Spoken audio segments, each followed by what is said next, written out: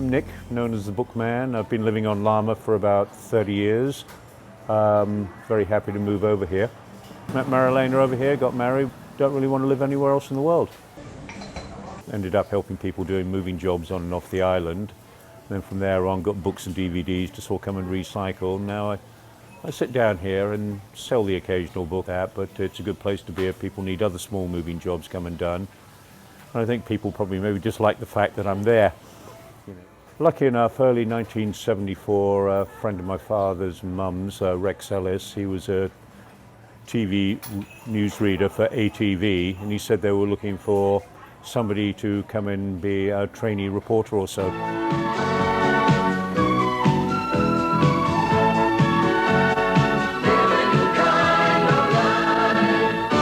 ATV.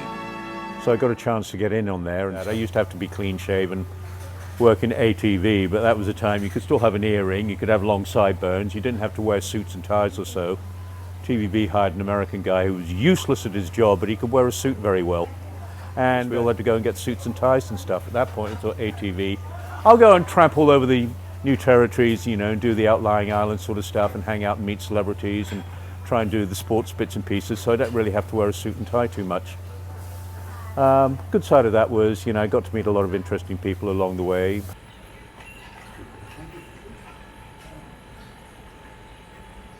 I got to spend a day with Muhammad Ali when he was out here in early 70s, going around the refugee camps and things like that. Met Pele as well. Covered the first rugby sevens, got to hang out with the rugby people down in there and cover sports in on there. Interviewed Charlton Heston when he was out here promoting the Battle of Midway film. Very gracious interview, very easygoing and stuff. I guess my favourite was also interviewing Jimmy Stewart, who was out here promoting a couple of films, can't remember what it was, Towering Inferno or something like that he might have been in. But he was, you know, so fantastic coming to meet. He was about 16 feet tall, you know, wow, very pleased to meet you, Mr. Lovett, you know, looking down, shaking in my boots, but he was very, very gracious, you know, he gave me a decent interview. Did TV for 6 years, which was very enjoyable, and then moved to radio. Ended up in radio for another 6 years or something like that, and came over, didn't have much to do, but I came over with a hell of a lot of books, and then thought, well, maybe try and see if we can sell some of the books, good prices.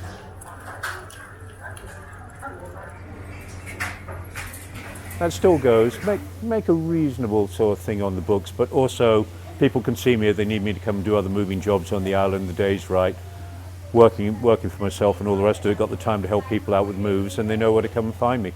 I can leave the books there. People have come and sort of bought books while I'm away and left notes and said, I'll come see you later because I've got a lot of books and I want to make sure you get the money.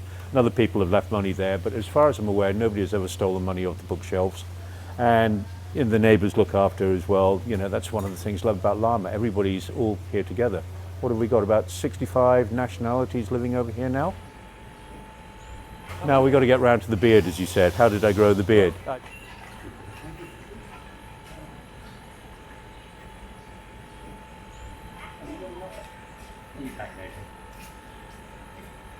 I just got lazy. Maybe they just think, wow, great beard, wonderful, you know, so Solon master and things like that. No, can't afford to buy a razor. And then the beard is a way of just keeping me honest, and people know where to come and find me, and it works out, and they just say, you know, so, and it seems to have had maybe knock-on benefits for other people on Lamma and stuff. Tourists, yes, okay, you know, so, I like the ones who are quite polite and at least say, do you mind if we come and take a photo? And they're the medium range ones who'll come and ask or something like that, and I don't mind, you know, sit there and, you know, pose with them and show it like that. Some of the nicer ones will come and buy a book or two or something because our child is trying to learn English or whatever, so that kind of works out. If you're going to do your business on the street and people are walking up and down, then, you know, so you'll probably expect to be on camera and filmed and stuff like that. Generally, it's not too intrusive. One of the other reasons I love living on Lamma is, I say, you know, the musicians over here, there's about 6, 7 different bands come through. There's a lot of world-class DJs, Nipper, Jim, various other ones come and play. We've had a few good parties. Jim organised a 3-day one recently down at Carlos's bar with 21 DJs playing on Lamma during the course of the day. Mine was probably the worst set because I didn't quite get it done right.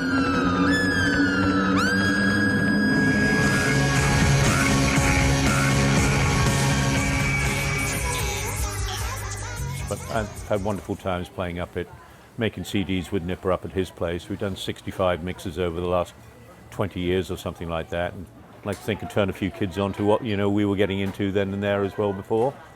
Because quite a lot of the newer stuff is not so good, well recorded and stuff like that, but kind of mindless in places. But I kind of like mindless in places too.